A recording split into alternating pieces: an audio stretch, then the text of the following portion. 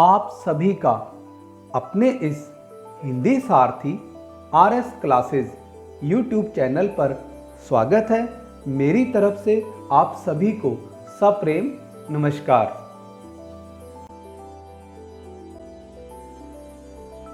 हमारा आज का पाठ है नमक। यह पाठ कक्षा 12वीं की हिंदी पुस्तक आरोह में संकलित है।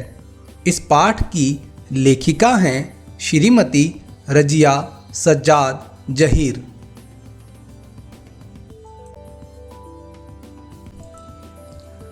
रजिया सज्जाद जहीर जी का जन्म 15 फरवरी सन 1917 को राजस्थान के अजमेर शहर में हुआ था।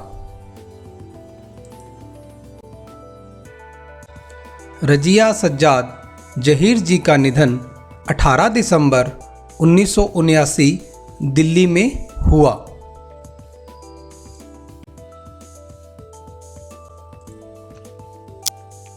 रजिया सज्जाद जहीर जन्म 15 फरवरी सन 1917 अजमेर राजस्थान। प्रमुख रचनाएं जर्द गुलाब उर्दू कहानी संग्रह। सम्मान सोवियत भूमि नेहरू पुरस्कार उर्दू अकादमी। उत्तर प्रदेश अखिल भारतीय लेखिका संघ अवार्ड। निधन 18 दिसंबर सन 1979। हमारे दृढ़ संकल्प ही हमारी ताकत हैं। हमारा लिखना ही हमें जिंदा रखता है। रजिया सज्जाद जहीर मूलतः उर्दू की कथाकार हैं। उन्होंने BA तक की शिक्षा घर पर रहकर ही प्राप्त की। विवाह के बाद उन्होंने इलाहाबाद से उर्दू में MA की परीक्षा उत्तीर्ण की। सन 1947 में वे अजमेर से लखनऊ आई और वहाँ करामत हुसैन गर्ल्स कॉलेज में पढ़ाने लगी। सन 1965 में उनकी नियुक्ति सोवियत सूचना विभाग में हुई। आधुनिक उर्दू कथा साहित्य में उनका महत्वपूर्ण स्थान है। उन्होंने कहानी और उपन्यास दोनों लिखे हैं। उर्दू में बाल साहित्य की रचना भी की है। मौलिक सर्जन के साथ साथ उन्होंने कई अन्य भाषाओं से उर्दू में कुछ पुस्तकों के अनुवाद भी किए हैं। रजिया जी की भाषा सहज, सरल और मुहावरेदार है। उनकी कुछ कहानियाँ देवनागरी में भी लिप्यांतरित हो चुकी हैं। रजिया सज्जाद जहीर की कहानियों में सामाजिक सद्भाव, धार्मिक सहिष्णुता और आधुनिक संदर्भों में बदलते हुए पारिवारिक मूल्यों को उभारने का सफल प्रयास मिलता है। सामाजिक यथार्थ और मानवीय गुणों का सहज सामंजस्य उनकी कहानियों की विशेषता है।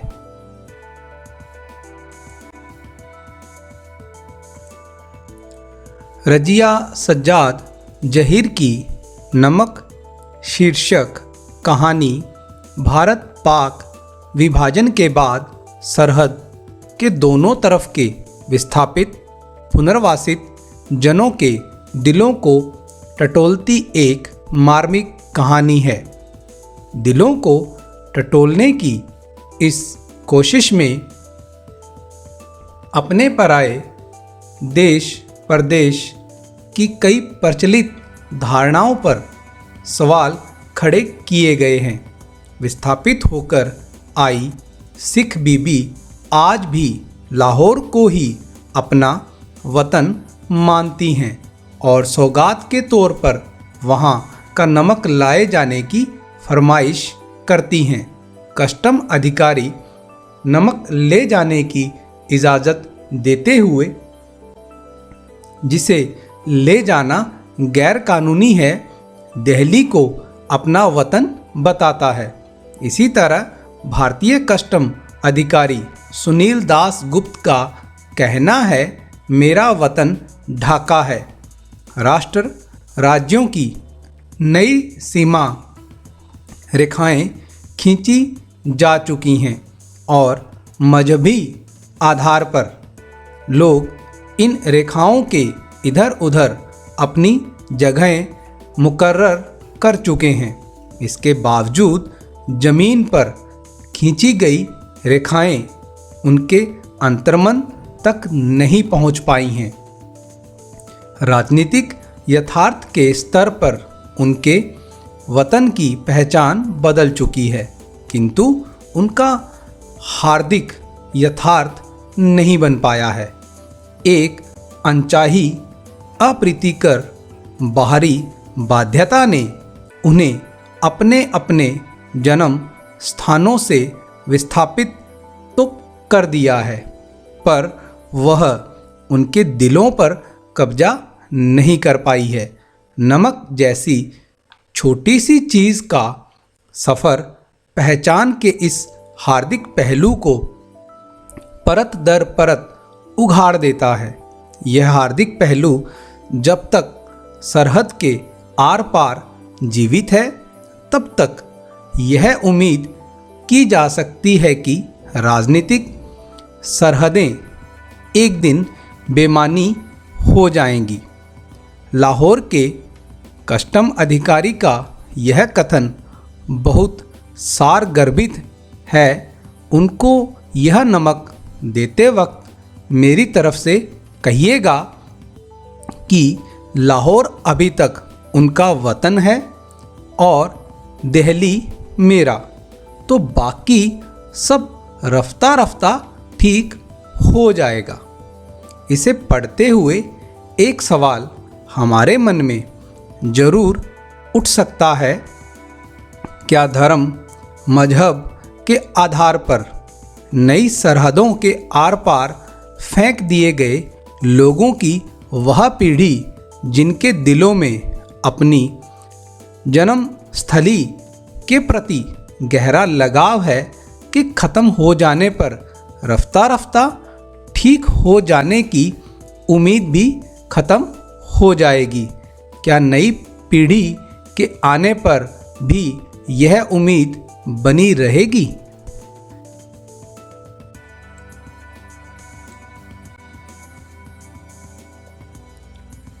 नमक।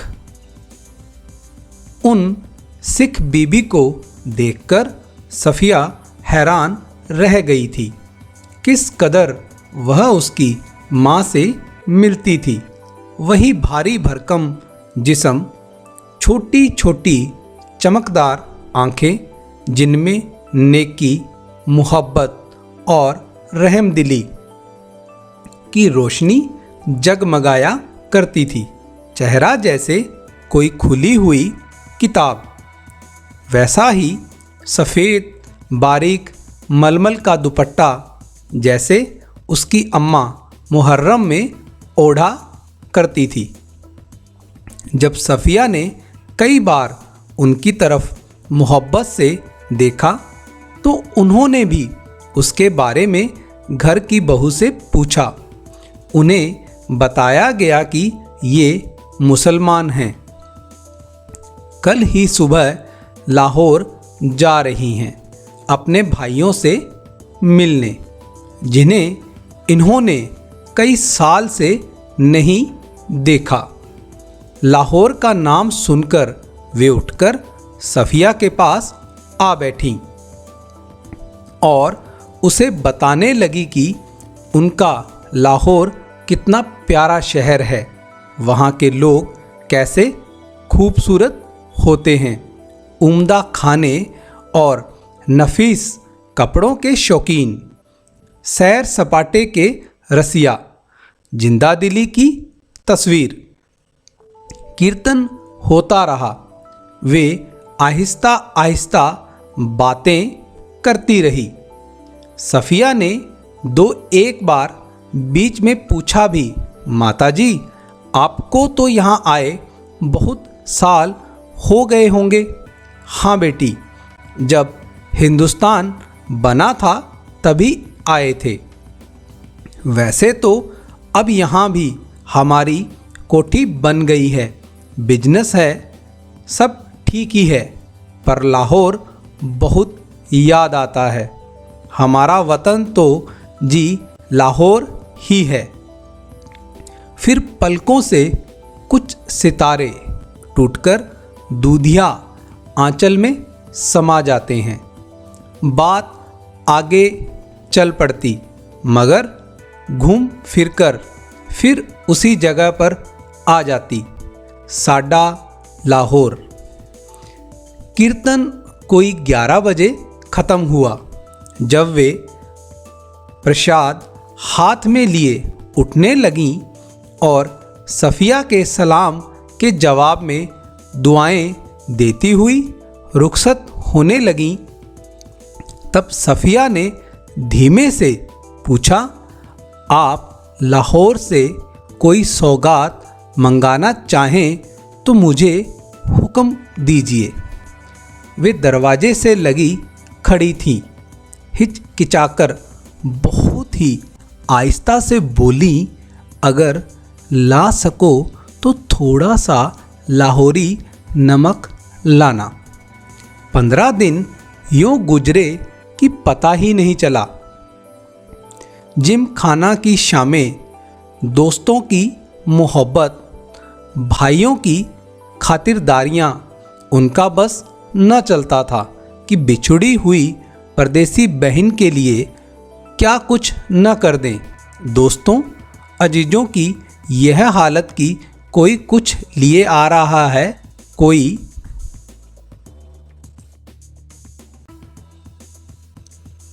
कुछ कहाँ रखें, कैसे पैक करें, क्यों कर ले जाएं, एक समस्या थी।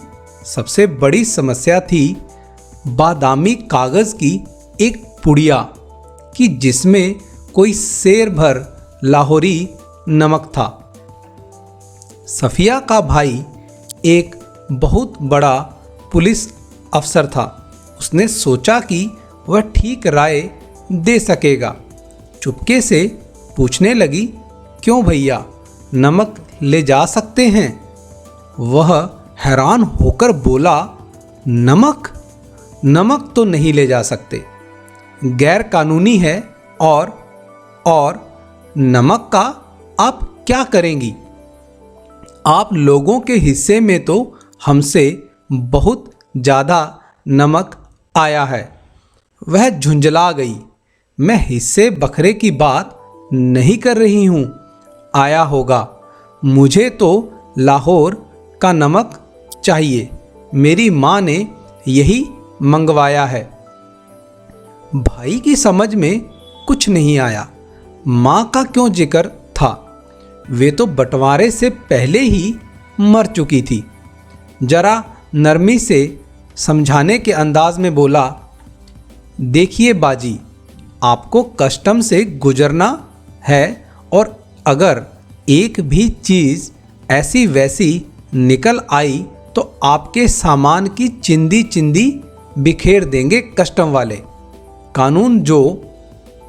वह बिगड़ कर बोली, निकल आने का क्या मतलब? मैं क्या चोरी से ले जाऊंगी, छिपा के ले जाऊंगी? मैं तो दिखा के, जता के ले जाऊंगी। भाई यह तो आप बहुत ही गलत बात करेंगी। कानून? अरे फिर वही कानून कानून कहे जाते हो। क्या सब कानून हुकूमत के ही होते हैं? कुछ मोहब्बत, मुरव्वत, आदमियत, इंसानियत के नहीं होते? आखिर कस्टम वाले भी इंसान होते हैं। कोई मशीन तो नहीं होते। हाँ, वे मशीन तो नहीं होते, पर मैं आपको यकीन दिलाता हूँ वे शायर भी नहीं होते। उनको तो अपनी ड्यूटी करनी होती है। अरे बाबा, तो मैं कब कह रही हूँ कि वह ड्यूटी न करें। एक तोहफा है, वह भी चंद पैसों का, शौक से देख लें। कोई सोना चांदी नहीं, स्मगल की हुई चीज़ नहीं, ब्लैक मार्केट का माल नहीं। अब आपसे कौन बहस करे। आप अदीब ठहरी, और सभी अदीबों का दिमाग थोड़ा सा तो जरूर ही घुमा हुआ होता है। वैसे मैं आपको बताए देता हूँ कि आप ले नहीं जा पाएंगी और बदनामी मुफ्त में हम सबकी भी होगी। आखिर आप कस्टम वालों को कितना जानती हैं? उसने गुस्से से जवाब दिया, कस्टम वालों को जाने या ना जाने, पर हम इंसानों को थोड़ा सा जरूर जानते हैं। और रही दिमाग की बात, सो अगर सभी लोगों का दिमाग हम अदीबों की तरह घुमा हुआ होता तो ये दुनिया कुछ बेहतर ही जगह हो जाती भैया।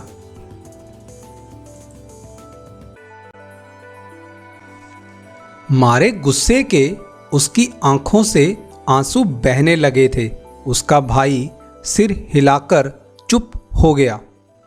अगले रोज 2 बजे दिन को उसे रवाना होना था। सुबह के लिए बहुत व्यस्त कार्यक्रम बन चुका था, इसलिए उसे सारी पैकिंग रात को ही करनी थी। कमरे का दरवाज़ा अंदर से बंद करके वह सामान बांधने लगी। इधर उधर फैली हुई चीज़ें धीरे धीरे सिमटकर सूटकेस और बिस्तरबंद में चली गई। सिर्फ 2 चीज़ें रह गई। एक तो वह छोटी सी टोकरी जिसमें किन्नू थे, एक दोस्त का तोहफा, संतरे और माल्टे को मिलाकर पैदा किया गया फल, माल्टे की तरह रंगीन और मीठा, संतरे की तरह नाजुक, और दूसरी थी वह नमक की पुड़िया। अब तक सफिया का गुस्सा उतर चुका था। भावना के स्थान पर बुद्धि धीरे धीरे उस पर हावी हो रही थी। नमक की पुड़िया ले तो जानी है, पर कैसे? अच्छा, अगर इसे हाथ में ले लें और कस्टम वालों के सामने सबसे पहले इसी को रख दें। लेकिन अगर कस्टम वालों ने न जाने दिया तो मजबूरी है, छोड़ देंगे। लेकिन फिर उसे वायदे का क्या होगा जो हमने अपनी माँ से किया था? हम अपने को सैयद कहते हैं, फिर वायदा करके जुठलाने के क्या मायने? जान देकर भी वायदा पूरा करना होगा, मगर कैसे? अच्छा, अगर इसे किन्नुओं की टोकरी में सबसे नीचे रख लिया जाए तो इन किन्नुओं के ढेर में भला कौन इसे देखेगा? और अगर देख लिया, नहीं जी, फलों की टोकरियां तो आते वक्त भी किसी की नहीं देखी जा रही थीं। उधर से केले, इधर से किन्नू, सभी ला रहे थे, ले जा रहे थे। यही ठीक है, फिर देखा जाएगा। उसने किन्नू कालीन पर उलट दिए, टोकरी खाली की और नमक की पुड़िया उठाकर टोकरी की तह में रख दी। एक बार झांककर उसने पुड़िया को देखा और उसे ऐसा महसूस हुआ मानो उसने अपनी किसी प्यारे को कब्र की गहराई में उतार दिया हो। कुछ देर उकड़ू बैठी वह पुड़िया को तकती रही और उन कहानियों को याद करती रही जिन्हें वह अपने बचपन में अम्मा से सुना करती थी, जिनमें शहजादा अपनी रान चीरकर हीरा छिपा लेता था और देवों, खौफनाक भूतों तथा राक्षसों के सामने से होता हुआ सरहदों से गुजर जाता था। इस जमाने में ऐसी कोई तरकीब नहीं हो सकती थी, वरना वह अपना दिल चीरकर उसमें यह नमक छिपा लेती। उसने एक आह भरी, फिर वह किनुओं को एक एक करके टोकरी में रखने लगी, पुड़िया के इधर उधर, आसपास और फिर ऊपर, यहाँ तक कि वह बिल्कुल छिप गई। आश्वस्त होकर उसने हाथ झाड़े, सूटकेस पलंग के नीचे खिसकाया, टोकरी उठाकर पलंग के सिरहाने रखी और लेटकर दोहर ओढ़ ली। रात को तकरीबन 1:30 बजे थे। मार्च की सुहानी हवा खिड़की की जाली से आ रही थी। बाहर चांदनी साफ और ठंडी थी। खिड़की के करीब लगा चंपा का एक घना दरख्त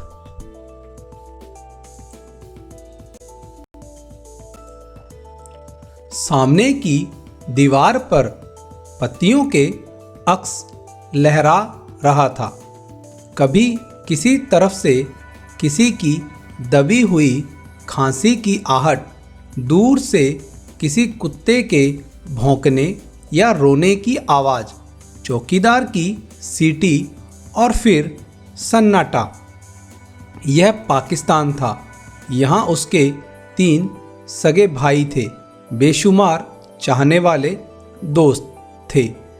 बाप की कब्र थी, नन्हे नन्हे भतीजे भतीजियाँ थीं जो उससे बड़ी मासूमियत से पूछते, फूफी जान आप हिंदुस्तान में क्यों रहती हैं जहाँ हम लोग नहीं आ सकते। उन सबके और सफ़िया के बीच में एक सरहद थी और बहुत ही नोकदार लोहे की छड़ों का जंगला जो कस्टम कहलाता था। कल वह लाहौर से चली जाएगी। हो सकता है साल भर बाद फिर आए। 1 साल से पहले तो वह आ भी नहीं सकती थी और यह भी हो सकता था कि अब कभी न आ सके। उसकी आंखें आहिस्ता आहिस्ता बंद होने लगी। फिर उसे एक सफ़ेद दुपट्टे का दूधिया आंचल लहराता दिखाई देने लगा, जिस पर यहाँ वहाँ सितारे झिलमिला रहे थे। हमें वहाँ से आए तो बहुत दिन हो गए। यहाँ हमारी कोठी भी है, बिजनेस भी है, हम यहाँ बस भी गए हैं, पर हमारा वतन तो जी लाहौर ही है। फिर दिखा इकबाल का मकबरा, लाहौर का किला, किले के पीछे डूबते हुए सूरज की नारंगी किरणें, आसपास से फैलता उभरता अंधेरा, उस रंगीन अंधेरे में बहती हुई नरम हवा, उस हवा में रची हुई मोल सिरी की खुशबू और मकबरे की सीढ़ियों पर बैठे हुए 2 इंसान, सिर झुकाए चुपचाप उदास, जैसे 2 बेजान परछाइयाँ। तो तुम कल चली जाओगी? हाँ, अब कब आओगी मालूम नहीं, शायद अगले साल, शायद कभी नहीं। अचानक उसकी आंखें खुल गई। शायद उसने मकबरे की सीढ़ियों के नीचे लगी दूब से एक पत्ती तोड़ी थी, जिस पर ठंडी ओस जमनी शुरू हो गई थी।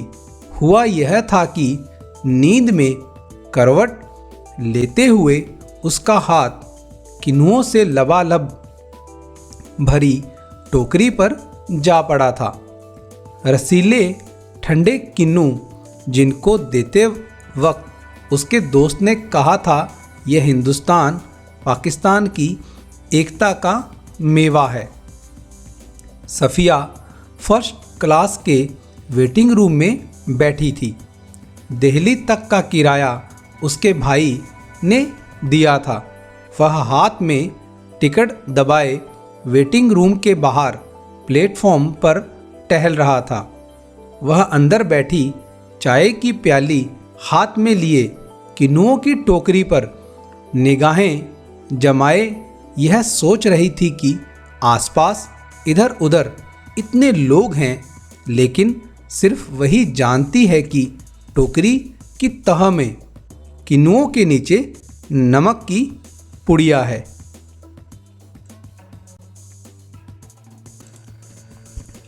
जब उसका सामान कस्टम पर जांच के लिए बाहर निकाला जाने लगा तो उसे एक झिरझिरी सी आई और एकदम से उसने फैसला किया कि मोहब्बत का यह तोहफा चोरी से नहीं जाएगा। नमक कस्टम वालों को दिखाएगी वह।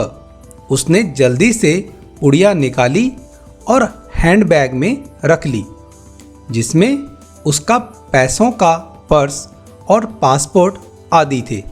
जब सामान कस्टम से होकर रेल की तरफ चला तो वह एक कस्टम अफसर की तरफ बढ़ी। ज़्यादातर मेजें खाली हो चुकी थी। एक दो पर इक्का दुक्का सामान रखा था। वहीं एक साहब खड़े थे। लंबा कद, दुबला पतला जिस्म, खिचड़ी बाल, आँखों पर ऐनक। वे कस्टम अफसर की वर्दी पहने तो थे, मगर उन पर वह कुछ जंच नहीं रही थी। सफ़िया कुछ हिचकिचाकर बोली, मैं आपसे कुछ पूछना चाहती हूँ। उन्होंने नज़र भरकर उसे गौर से देखा। बोले, फरमाइए। उनके लहजे ने सफ़िया की हिम्मत बढ़ा दी। आप कहाँ के रहने वाले हैं? उन्होंने कुछ हैरान होकर उसे फिर गौर से देखा। मेरा वतन दिल्ली है। आप भी तो हमारी ही तरफ की मालूम होती हैं। अपने अजीज़ों से मिलने आई होंगी। जी हाँ, मैं लखनऊ की हूँ। अपने भाइयों से मिलने आई थी। वे लोग इधर आ गए हैं। आपको भी तो शायद इधर आए। जी, जब पाकिस्तान बना था तभी आए थे, मगर हमारा वतन तो दिल्ली ही है। सफ़िया ने हैंडबैग मेज़ पर रख दिया और नमक की पुड़िया निकालकर उनके सामने रख दी और फिर आहिस्ता आहिस्ता रुक रुक कर उनको सब कुछ बता दिया। उन्होंने पुड़िया को धीरे से अपनी तरफ सरकाना शुरू किया। जब सफ़िया की बात ख़त्म हो गई तब उन्होंने पुड़िया को दोनों हाथों में उठाया, अच्छी तरह लपेटा और खुद सफ़िया के बैग में रख दिया। बैग सफ़िया को देते हुए बोले, मोहब्बत तो कस्टम से इस तरह गुजर जाती है कि कानून हैरान रह जाता है। वह चलने लगी तो वे भी खड़े हो गए और कहने लगे, जामा मस्जिद की सीढ़ियों को मेरा सलाम कहिएगा और उन खातून को यह नमक देते वक्त मेरी तरफ से कहिएगा कि लाहौर अभी तक उनका वतन है और दिल्ली मेरा, तो बाकी सब रफ्ता रफ्ता ठीक हो जाएगा। सफ़िया कस्टम के जंगले से निकलकर दूसरे प्लेटफॉर्म पर आ गई और वहीं वे खड़े रहे। प्लेटफॉर्म पर उसके बहुत से दोस्त, भाई, रिश्तेदार थे। हसरत भरी नज़रों, बहते हुए आंसुओं, ठंडी सांसों और भिंचे हुए होठों को बीच में से काटती हुई रेल सरहद की तरफ बढ़ी। अटारी में पाकिस्तानी पुलिस उतरी, हिंदुस्तानी पुलिस सवार हुई। कुछ समझ में नहीं आता था कि कहाँ से लाहौर ख़त्म हुआ और किस जगह से अमृतसर शुरू हो गया। एक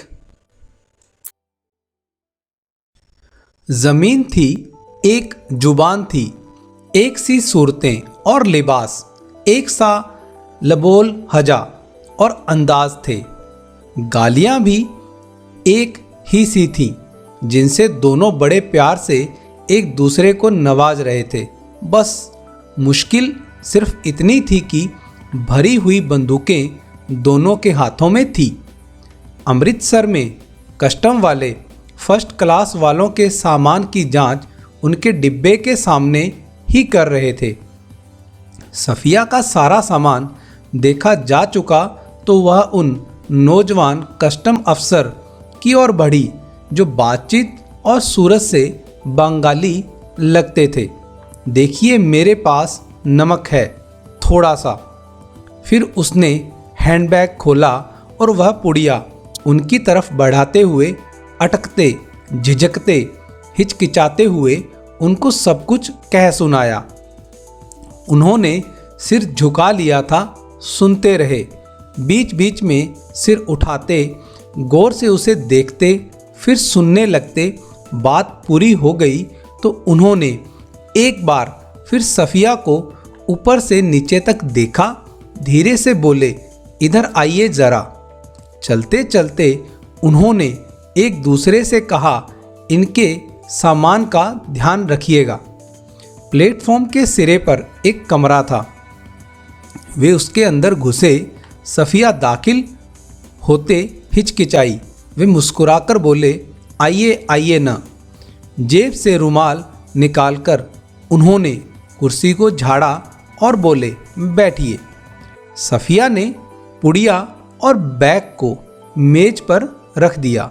बाहर की तरफ झांककर उन्होंने एक पुलिस वाले को इशारा किया।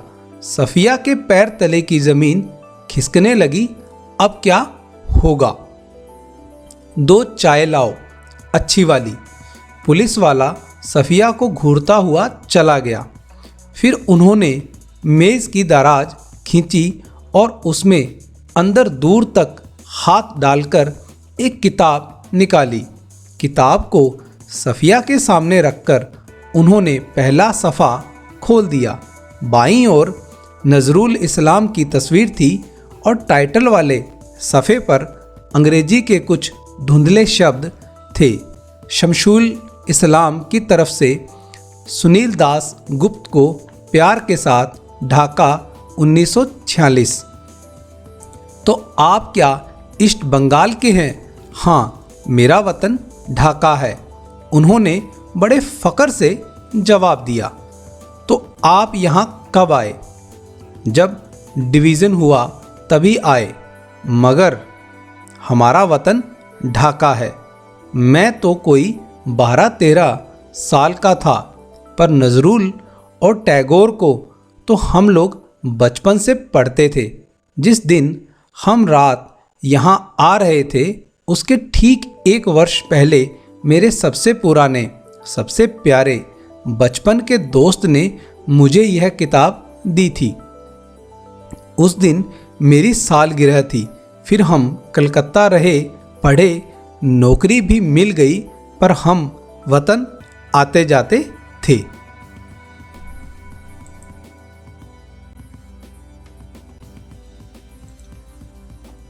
वतन? सफ़िया ने जरा हैरान होकर पूछा। मैंने आपसे कहा ना कि मेरा वतन ढाका है, उन्होंने जरा बुरा मानकर कहा। हाँ हाँ, ठीक है ठीक है, सफ़िया जल्दी से बोली। तो पहले तो बस इधर ही कस्टम था, अब उधर भी कुछ गोलमाल हो गया है। उन्होंने चाय की प्याली सफ़िया की तरफ खिसकाई और खुद एक बड़ा सा घूंट भरकर बोले, वैसे तो ढाब कलकत्ता में भी होता है, जैसे नमक यहाँ भी होता है, पर हमारे यहाँ के ढाब की क्या बात है। हमारी ज़मीन, हमारे पानी का मज़ा ही कुछ और है। उठते वक्त उन्होंने पुड़िया सफ़िया के बैग में रख दी और खुद उस बैग को उठाकर आगे आगे चलने लगे। सफ़िया ने उनके पीछे चलना शुरू किया। जब सफ़िया अमृतसर के पुल पर चढ़ रही थी, तब पुल की सबसे निचली सीढ़ी के पास वे सिर झुकाए चुपचाप खड़े थे। सफ़िया सोचती जा रही थी कि किसका वतन कहाँ है, वह जो कस्टम के इस तरफ है या उस तरफ।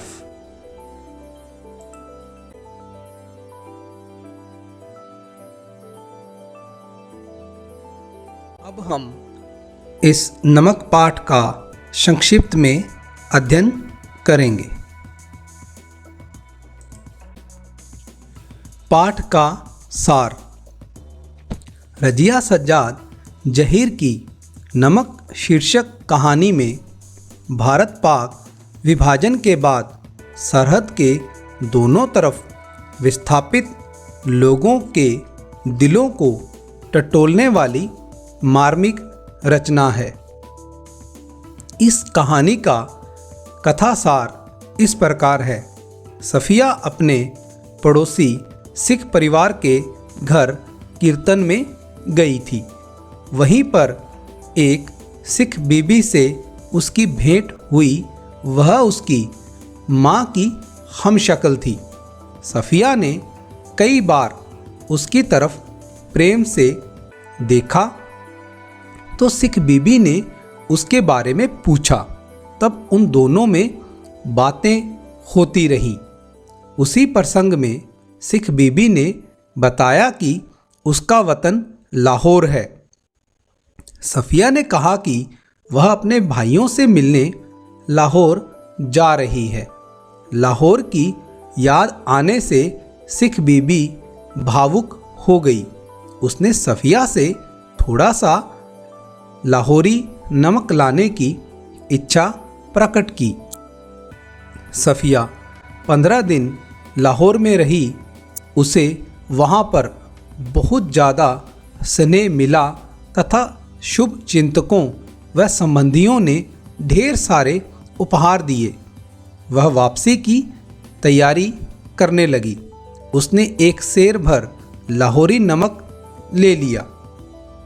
वह अन्य सामान के साथ उसकी भी पैकिंग करने लगी थी। सफ़िया का भाई बड़ा पुलिस अफसर था। सफ़िया ने उससे पूछा कि क्या यहाँ से नमक ले जाना गैर कानूनी है। भाई ने उसे समझाया कि कस्टम वाले तलाशी लेंगे। यहाँ से भारत में नमक ले जाना गैर कानूनी है। तब सफ़िया ने सिख बीबी के संबंध में बताया और कहा कि उसी के लिए यह नमक हर हालत में ले जाना चाहती हूँ। भाई ने ऐसा करना अनुचित कार्य बताया, परंतु सफ़िया के आंसू देखकर वह चुप हो गया। सफ़िया ने सामान की पैकिंग करते समय पहले तो नमक की पुड़िया किनुओं की टोकरी में सबसे नीचे रख दी। जब सफ़िया का सामान सरहद पर कस्टम की जांच के लिए निकाला जाने लगा, तब उसने फैसला किया कि वह इस सौगात को छिपाकर नहीं ले जाएगी। इसीलिए उसने नमक की पुड़िया टोकरी से निकालकर हैंडबैग में रख दी। जब सामान की जांच के बाद रेल की ओर गई तो उसने एक कस्टम अधिकारी से पूछा कि आप कहाँ के रहने वाले हैं। उसने अपना वतन दिल्ली बताया। सफ़िया ने स्वयं को लखनऊ की बताया। सफ़िया ने उसे अपनी समस्या बताई और नमक की पुड़िया हैंडबैग से निकालकर उसके सामने रख दी। तब मोहब्बत की सौगात मानकर कस्टम अधिकारी ने वह पुड़िया सफ़िया के बैग में रख दी और कहा कि जामा मस्जिद की सीढ़ियों को मेरा सलाम कहिएगा। अमृतसर सीमा पर कस्टम वालों ने सफ़िया के सामान की जांच की। वहाँ पर एक बंगाली अफसर था। सफ़िया ने उससे कहा कि मेरे पास थोड़ा सा नमक है। नमक लाने का कारण बताने पर उस अधिकारी ने प्लेटफॉर्म के एक कमरे में ले जाकर अपना परिचय दिया कि मेरा वतन ढाका है। वे बंटवारे के समय यहाँ आए थे। उस समय की घटना का उल्लेख करते हुए उसने नमक की पुड़िया बैग में रखी और खुद उस बैग को लेकर आगे आगे चलने लगा। जब सफ़िया अमृतसर के पुल पर चढ़ रही थी तो वह सोचती रह गई कि किसका वतन कहाँ है, वह जो कस्टम के इस तरफ है या उस तरफ। नमक कहानी में सफ़िया सिख बीबी एवं दोनों देशों के कस्टम अधिकारियों के माध्यम से भारत पाकिस्तान में रहने वाले लोगों की भावनाओं व संवेदनाओं को उभारा गया है। वस्तुतः ऐसी संवेदनाएं मानवीय रिश्तों पर आधारित होती हैं। भारत पाक का विभाजन होने पर भी सामान्य जनता आपसी सद्भाव बनाए रखना चाहती है। सरहद के दोनों ओर विवाह संबंध हो रहे हैं। दोनों देशों की जनता को रेल एवं बस से यात्रा करने की सुविधा मिल रही है। तीर्थयात्री, खेलों में भाग लेने वाले खिलाड़ी एवं कलाकार भी आ जा रहे हैं। पाकिस्तान के कई बच्चों के भारत में सफल ऑपरेशन हुए हैं। इस तरह आम लोगों की संवेदनाओं में समानता है। फिर भी राजनीतिक कारणों से दोनों देशों की सरकारों में तनाव है। कई अन्य समस्याएं भी विवाद बढ़ा रही हैं। कूटनीतिक दाव पेच चल रहे हैं तथा पाकिस्तानी प्रशासन द्वारा प्रायोजित आतंकवाद फैल रहा है। ऐसी दशा में वर्तमान में मानवीय संवेदनाओं की हानि हो रही है।